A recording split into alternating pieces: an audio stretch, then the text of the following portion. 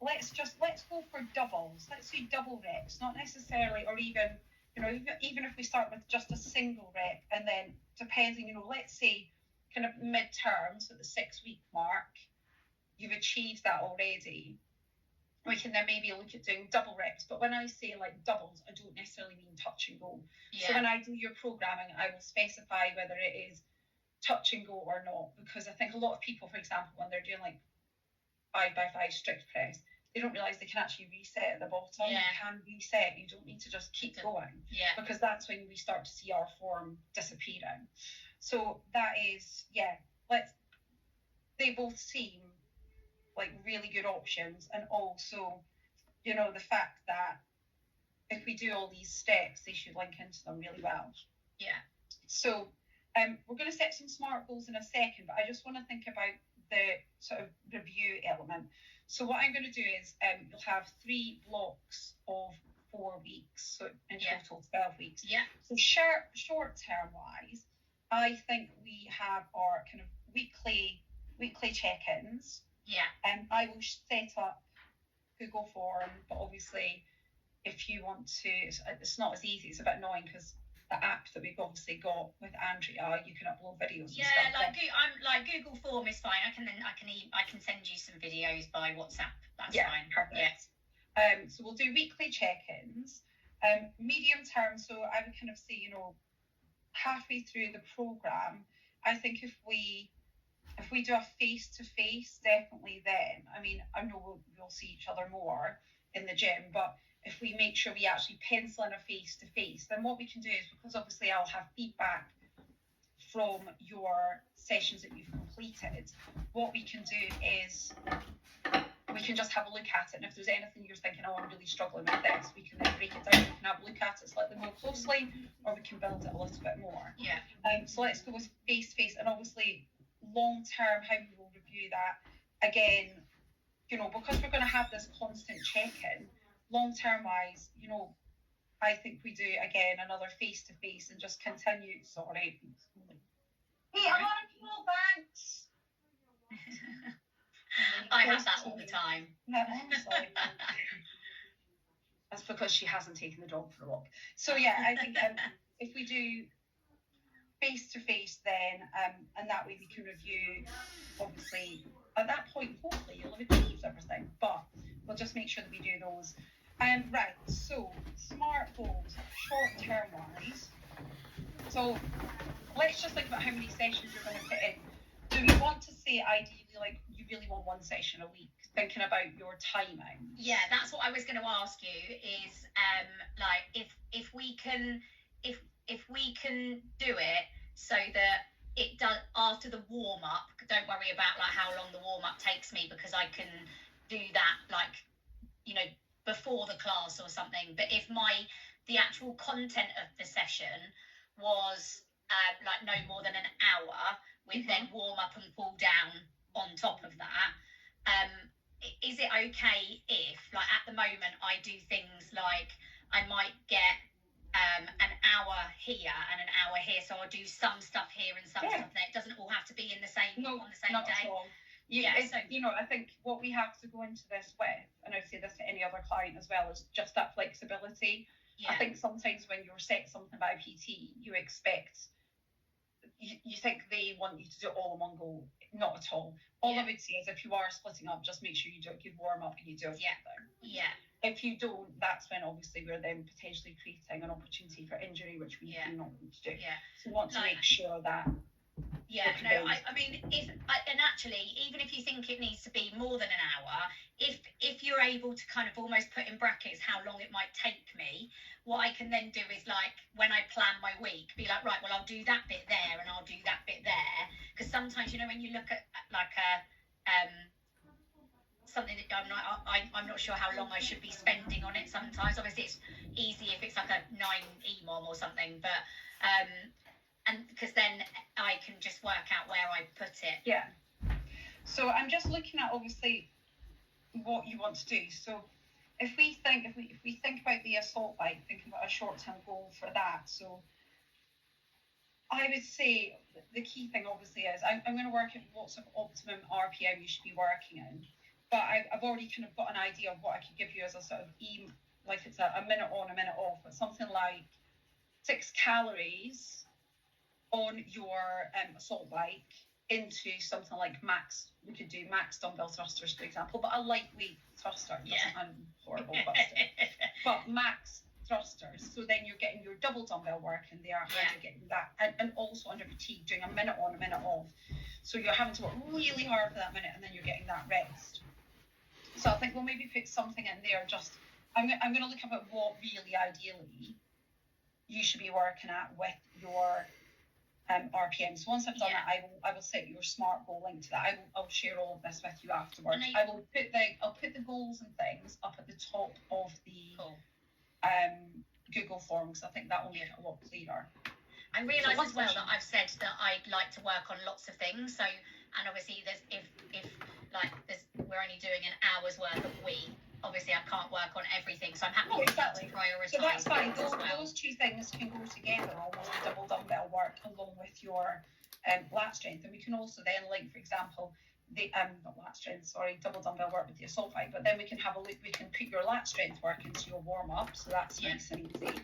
And then we can link your high pulls and your deadlifts and your power cleans, all of those together as like a bit of a strength block. So you're getting in your CV stuff, you're getting in your almost like your strict strength with the lat strength work, you're getting in a range of different movements with the double dumbbells, and you're also getting your, obviously, your skill as well. So I think you're kind of covered in everything. I kind of feel like it might be easier, probably doing this wrong and get into trouble, but I think with the SMART goals, I almost need to do it and then come back to you with it. I feel like I need to think about them. Yeah. But I think if we aim to, so short term, let's say, even if we do a bit of a test and see how many calories you can get through in 30 seconds, let's say. Yeah. So let's try and aim for maintain an RPM. I'm trying to think of what I normally work at. Is it like 66? Like, is 66 a good one? I think kind of 60, like anything from between, I think 60 and kind of 75. Right. 75 up is like everything out. That's what the boys seems to do. I don't think I've ever seen myself go above 70. So let's aim for maintain an RPM of between 60 and 70. Let's say for 30 seconds. Okay. Yeah. Let's make it 20 seconds. Let's start just building that up. There's no point giving you a big number and then you not being able to maintain it. Let's also aim for double dumbbell wise, 12.5 kilos would maybe be where I would suggest we start. Yeah. And then we can build that up to 15. If you think actually no, 10 might be better, what do you think? Would you rather do 10? I think 12.5, because so I used 10s in the WOD that you gave me in my last block, and then there was a workout not so long ago with double dumbbells, and I did devil's press, hang clean and jerk. I mean, towards the end, some of them were very but I used 15s, so I think 12.5 would be good to start with for thrusters. Excellent. And then let's aim to hit a power clean, shall we say, and I know obviously you're aiming towards 65, but I'm someone that I think you need to refine it at the lighter weight and then build. I don't see the point in keeping adding weight, because I feel like that's when we lose form. So I'm going to say power clean, let's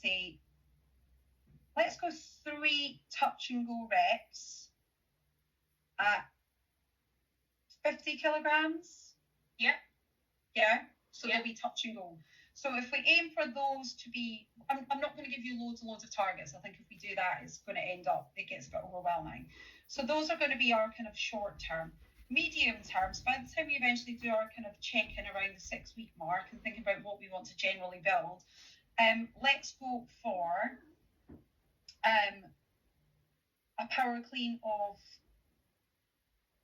60, but consistently well, as in your setup's going to be strong, and as you mentioned earlier, you're not going to have those starfish legs, which is tricky because the heavier it gets, especially in the power clean, we're going to really work on using our legs, using our hips to get you there.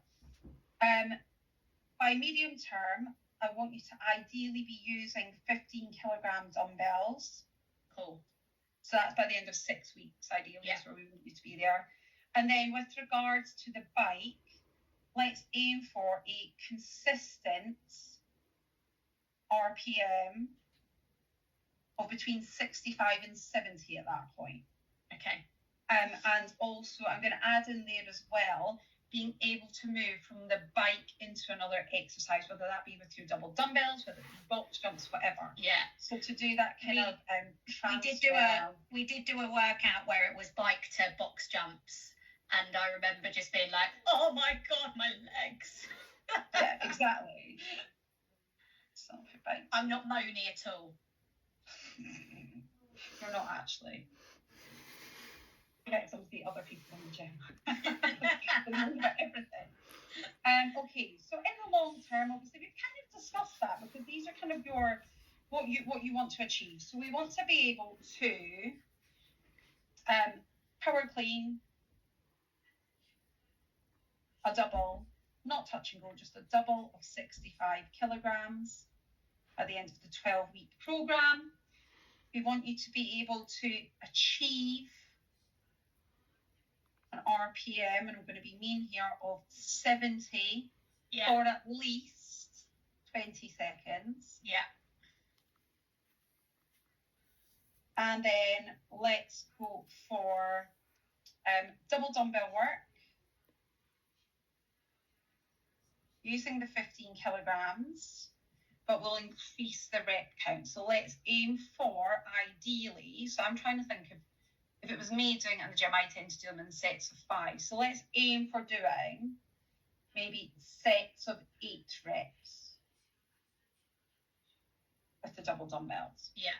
I mean, for example, the deadlifts should be relatively simple. Yeah. It's when you get to, for example, double dumbbell snatches from the floor to overhead, because you've really got to think about those double dumbbell. Devil's jerk, double dumbbell, clean and jerks from the floor. The hang, obviously, I'm going to pop some stuff into your programming link to the hang, because I think that's where we start at the top, work our way down. Get you confident with those, and then what we can do is we can start to sort of add in the slightly more complex movements. But yeah, so we'll review the goals and the targets with the weekly check-ins. So as I've said, we can do that by phone, we can do it by video call like we are now. Yeah. We can do it face-to-face, and obviously once I set up your program, if you can pop everything onto Google Form and give me that feedback, and if you think there's something you're like, actually this didn't work for me, let me know. Yeah. Medium term, when we come to review those, ideally medium term, I want to do that at the 6-week mark. So we will do that face to face. Might even almost do not quite a PT session, but we'll maybe just have a look at some of what I've set you, and almost do a little bit of a test, maybe, just to see how you're moving through those different movements. And then obviously long-term goals we'll continue to do face to face, along with the weekly check-ins. I think the weekly check-ins are key. Yeah. For it all. And then what I'm going to do is I will also, we've obviously talked about your food diary and things. What I'm going to do is I'm going to have another look through it and just see if I can make any other suggestions, anything else. I mean, you've got pretty good amounts of protein in your diet already. And I do love the fact that you're having things like desserts and chocolate, and so you should, because as I've said, never cut out a food group. You've got a good, your balance between your protein. Obviously your protein's slightly higher. There are points where you could probably have a few more carbs, if I'm honest, especially before you're going to train. Do you tend to snack before you go to train? Do you have anything? Sometimes it depends when I have my lunch, because sometimes I don't get my lunch until like 2:30, 3 o'clock. Okay. So then I feel like I've eaten. Mm-hmm. But I think it's definitely something, you're right, that I'd probably say if I've had my lunch at 12:30 and I'm not training till 5:36, I'll have a protein shake. But I'm always a bit stuck on good pre-session snacks, actually. So if you could make some suggestions on that, that'd be great. Do you like Soreen bars? Yes. Yeah. So obviously you get the fruity ones, there's strawberry ones, there's banana ones. They're on offer at the moment as well in Ocado. But yeah, I think something like that would be ideal, because I used to be very much faster before I trained, and it wasn't until I started trying to move and progress up that I was like, what's hindering my progress? And I wasn't eating enough. Fuel, yeah. And it was lack of fuel. Even though I was drinking the water, I was getting in my protein. I was having chicken for lunch, a protein shake, you know, a bit like yourself, kind of mid to late afternoon. There was just that element that's missing. And I tend to eat it now on my drive to the gym after work. Yeah. And I remember the first few times I did it, I was petrified I was going to be sick. Yeah. But actually, it's really, really helped. And I feel like I'm able to sustain, especially cardiovascular, for longer, and things like my strength has definitely come on leaps and bounds. So I think that would definitely be something to look at. Obviously, you know, you've got a few supplements in there. Now, creatine, do you take creatine at all? I didn't see that on your... Yes, but I didn't that week just because I wasn't that organised, and I know that we've had this conversation before. There's some stuff around like not overdoing it all the time. So I normally am quite good at taking creatine every morning with like my morning drink. Yeah. So I mean, obviously a lot of men tend to do the 2 scoops of creatine. I would say 1 is more than enough for us. Yeah. And obviously, I know you take, I think, magnesium supplements as well. So, you know, you're doing everything right. I feel like, you know, you've got a good balance in your diet. And the fact, you know, things like when you're having a dressing on your salad, you're choosing the light option. Yeah. And, you know, you're eating lots of fresh fruit and vegetables, which is great. So I think that's the key thing. And I love the fact that, you know, you were quite often not hungry, but you were still having something to eat, which is good, because that's actually recognising your body does need that fuel. Yeah. So, all good. So what I'm going to do is the next step is I will type up your programme with your targets at the top, and then what we can do is we can review them, as I've said, week on week. So my ideal plan is that I'll try and get this done this week, so that maybe next Monday you can start on the 12th. On the 12th, and then kind of take it forward then. Does that work for you? Yeah, that works really well that week, because I have I've got 1, 2, 3. I've got 3.5 open gyms scheduled, 3.5 hours worth of open gyms scheduled that week. So I can definitely fit it in then. Probably do it Wednesday night. And so, do you think we could do like reviews on Sundays? Yeah, that works for me. The only reason I say that is because sometimes if I don't fit everything in, I can go and do an open gym on a Sunday and get it finished. Yeah, no, exactly.